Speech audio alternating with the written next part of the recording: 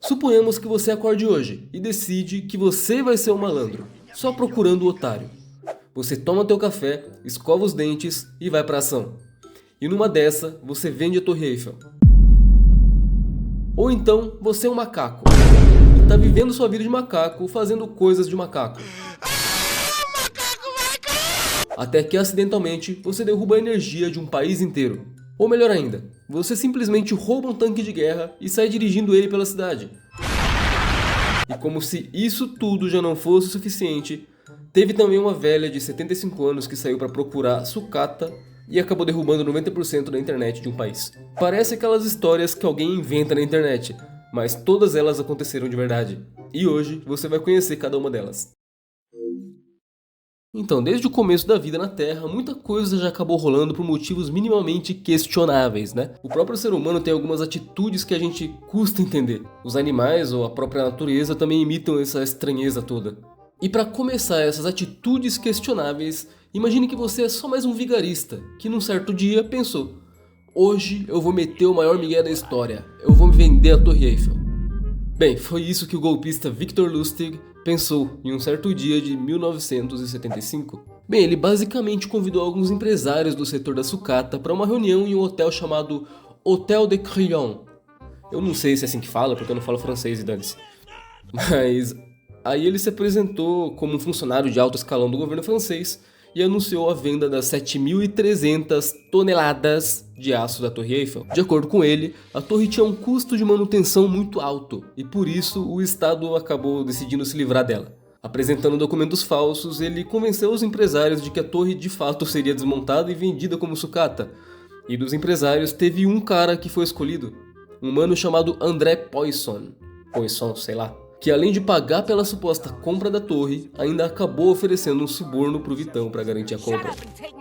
Só que, depois de receber o dinheiro, Victor fugiu para Viena, capital da Áustria, e depois disso o André até percebeu que tinha acabado de cair num golpe, só que ele não fez nada para evitar o constrangimento que seria caso descobrissem que o empresário do culhão dele acabou passando essa vergonha de cair nesse golpe. E como se não fosse suficiente, Lustig ainda tentou passar de novo o mesmo golpe em outro mano, mas ele foi descoberto. E daí ele fugiu para os Estados Unidos, onde não ironicamente ele teve a oportunidade de conhecer Al Capone e passar a perna nele, e ainda lucrar e sair ileso. A carreira dele, porém, terminou muito mal. Em 1935, ele foi preso por falsificação de dinheiro e foi condenado a 20 anos em Alcatraz, onde morreu em 1947.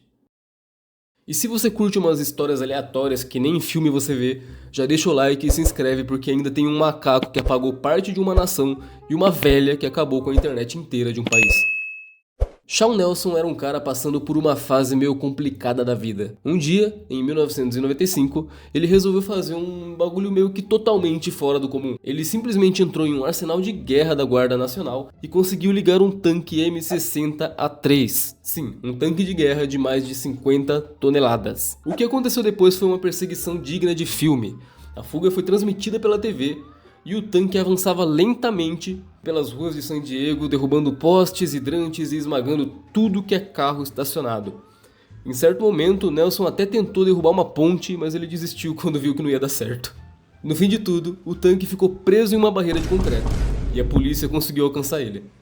Apesar de toda a bagunça que ele fez na cidade, ninguém além dele próprio saiu ferido. O caso virou uma das histórias mais inusitadas da cidade. Claramente foi uma mistura de caos urbano com uma cena digna de GTA 6, né? Inclusive a gente teve GTA na vida real antes de GTA 6, né? Impressionante. Agora presta atenção que isso aqui pode acontecer com a sua avó ou com qualquer senhorinha aí do teu bairro que fica andando nos busão da cidade sem motivo nenhum. No dia 28 de março de 2011, uma senhora foi andar por um bairro na Geórgia, procurando sucata para vender e fazer uma grana. Sim, voltamos a falar de sucata, né? Mas depois de um tempo andando, ela acabou achando um cabo de cobre. Sim, tinha um cabo de cobre no chão e ela pensou, pô, agora eu me dei bem. Aí ela simplesmente pegou uma pá, e cortou o cabo de cobre, com a intenção de pegar ele e vender depois. O problema é que aquele cabo em si não era um cabo qualquer, era uma das principais conexões de internet que levavam a internet para a Armênia, que era um país vizinho. Em questão de minutos, 90% dos usuários da internet da Armênia ficaram sem conexão.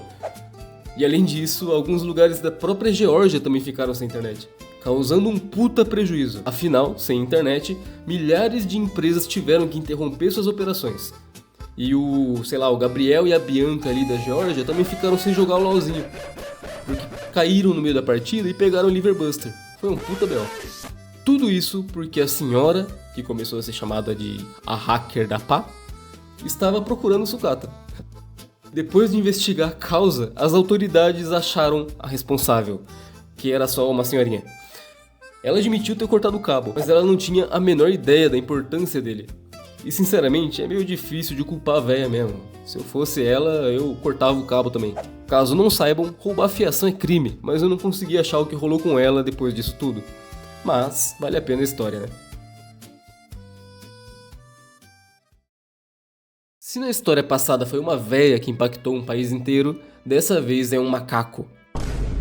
Imagina que num dia comum, a energia do teu trabalho ou da tua escola simplesmente acaba.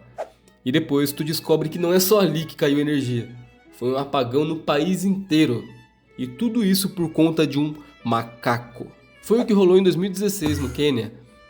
Tudo começou quando o macaco subiu no telhado da usina hidrelétrica de Gitaro, ou Gitaru, não sei o nome, mas basicamente é a usina que é uma das principais fontes de energia do país. E por algum motivo que provavelmente só fazia sentido pro macaco, ele acabou caindo em cima de um transformador, que é esse bagulho aí que você tá vendo na tela. O impacto acabou desligando o equipamento e iniciou uma reação em cadeia dentro da usina.